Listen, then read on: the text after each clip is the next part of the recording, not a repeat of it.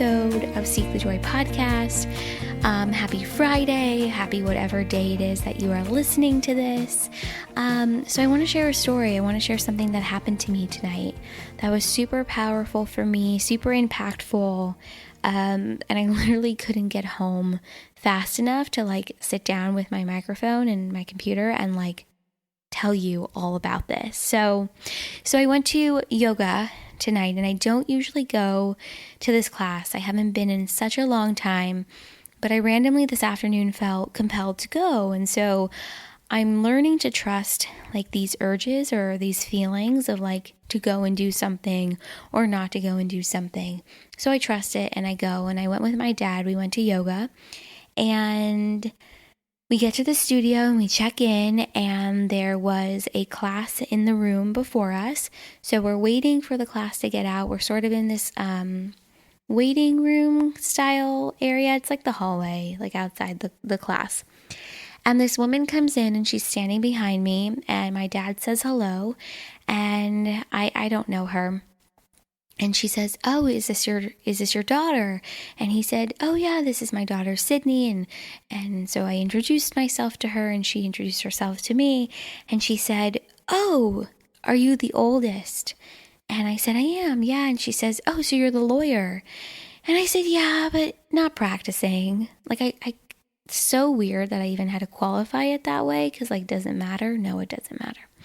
And so she said something like, "Oh, that's okay. I mean, I feel like it's kind of natural. All lawyers go through that, where they're either practicing or they're not, but I also think that's totally normal of any profession." And I agreed, and we were talking, and I started telling her about the podcast, and I started telling her about what I do and how much I love it, and the other work that I'm doing and the projects that I'm working on. And then I said something like, "Yeah, I'm just kind of doing all this while I'm figuring out what the hell it is I'm going to do."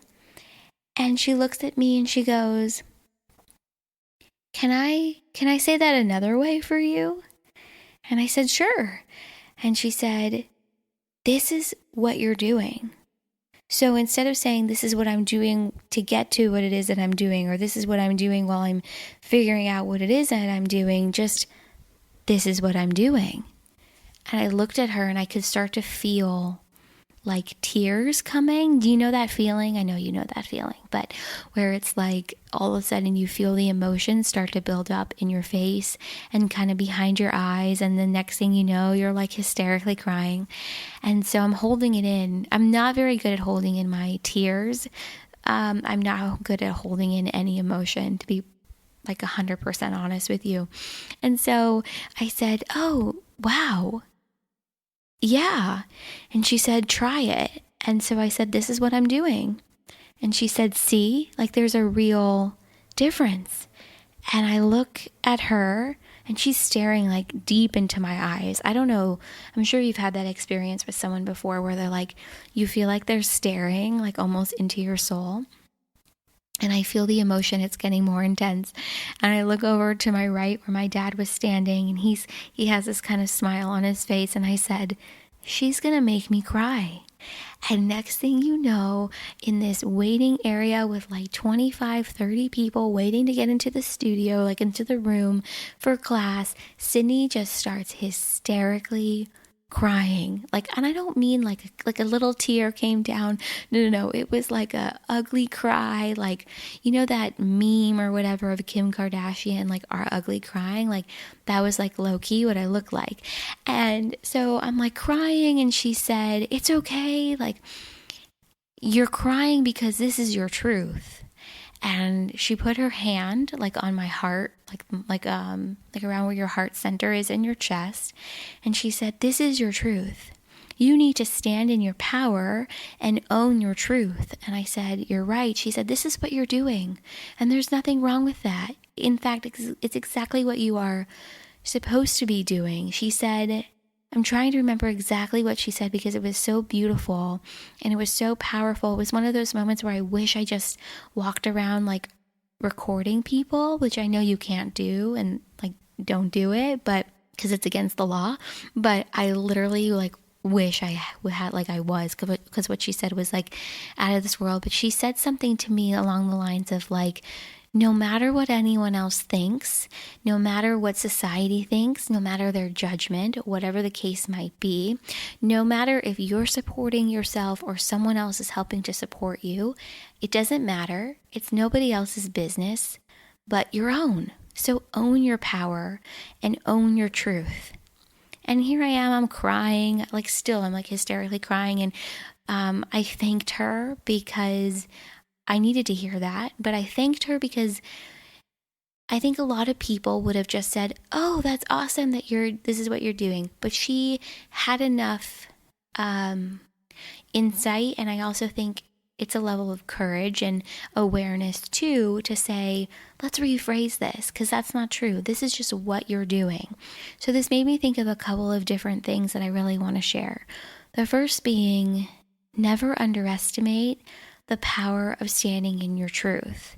If you think about it this way, and it's exactly what she shared, but there's a huge difference between this is what I'm doing while I'm just trying to figure out what else, what my path is, where I'm going to go, what I'm going to do, where I'm going to live, how I'm going to support myself, whatever, versus this is what I'm doing, and being good with it and being okay with it and being comfortable with it, no matter what it looks like. There's a different sense of power and there's a different sense of self-worth that comes with the two statements. And literally, I wish you could have seen my face. Besides the crying, it was kind of like a light bulb just went off. And so I talk about all the time on this podcast about how it's important to stand in your truth and be your authentic self and stay true to who you are and what you want. But what I'm realizing more and more, and tonight really, I really realize this, I really, really, really realize this. We often qualify that truth. We often qualify what it means to stand in our truth and stand in our power. And so when you tune in for yourself into the differences between those two phrases that I've shared probably 8 times now, but there's a huge difference between the two. And tonight was just a huge, huge, huge lesson for me in standing in my truth and owning it and not qualifying it and not qualifying my authentic truth to soften the anticipated blow. Because that's another element of it that I'm literally uncovering as I'm talking, which tends to happen to me all the time. But I realize that pretty often, if not all the time, I qualify my truth because I'm anticipating somebody else's judgment. I am anticipating what somebody else is going to think about me and think about my truth. Are they going to like it? Are they going to accept it? Are they going to be judgmental? Are they going to criticize it? And so I qualify it as a way to soften the blow, as a way to soften the impact so that it doesn't hurt me as much.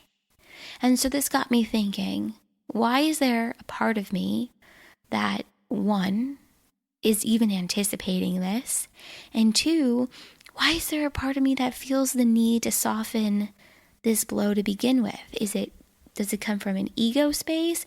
Is it a subconscious thing? Is it from years of people being judgmental and critical of me, or me observing other people being judgmental and critical of others? I think there's so much more to unpack here, and so much more that I need to really think about and probably spend some time journaling about. But I challenge you to think about, what areas in your life are you qualifying your truth? What areas in your life are you qualifying that truth, qualifying your authentic voice, qualifying what feels good to you, qualifying what makes you happy, so that it will soften the blow of the impact of somebody else's criticism, so that it will soften the blow of the impact of somebody else's judgment. It's really something fascinating to think about when you spend some time. I haven't uncovered the answer. I think it might just be as simple as, it really sucks to be judged and it really sucks to be criticized. And so if we can protect ourselves against it, like my whole life, that's what I've done, is I've done everything I could to protect myself. And so how funny, in many ways, that I'm doing something that to others seem different and unconventional, and following my own path and creating my own path. but I need to stop qualifying my truth. You need to stop qualifying your truth. So I challenge you to think about it.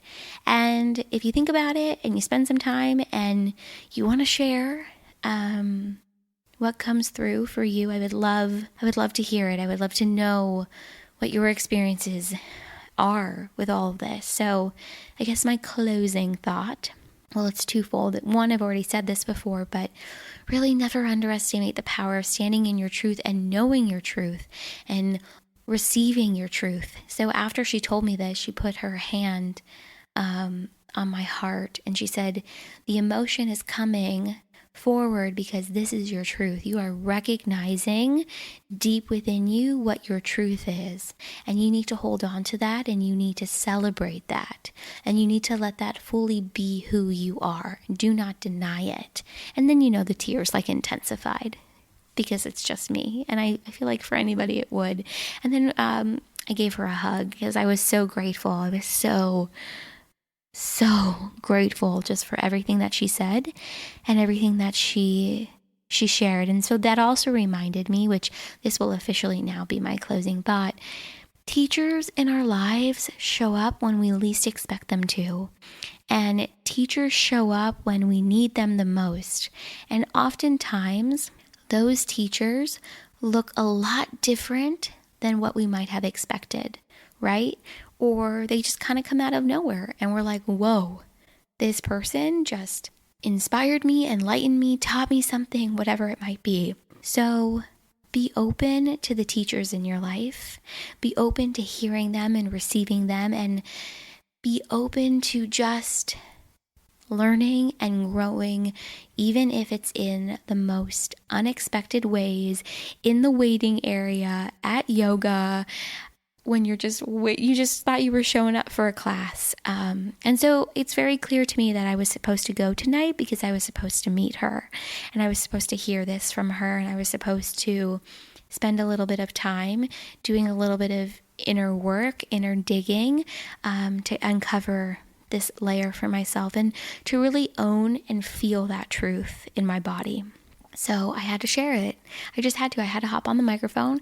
I had to tell you this because I know it's going to resonate with somebody else, even if it's just one person.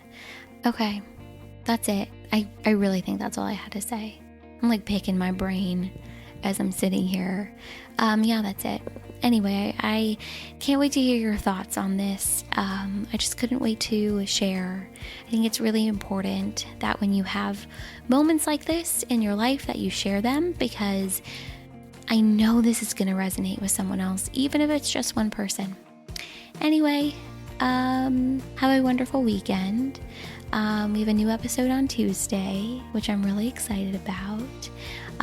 Don't forget, if you are enjoying this podcast, to leave us a rating and review wherever it is, honestly, that you listen to podcasts. And when you rate and review us, send me a screenshot to Sydney at seekthejoypodcast.com so I can A, say thank you, B, get to know you a little bit, and C, send you some goodies to really say thank you.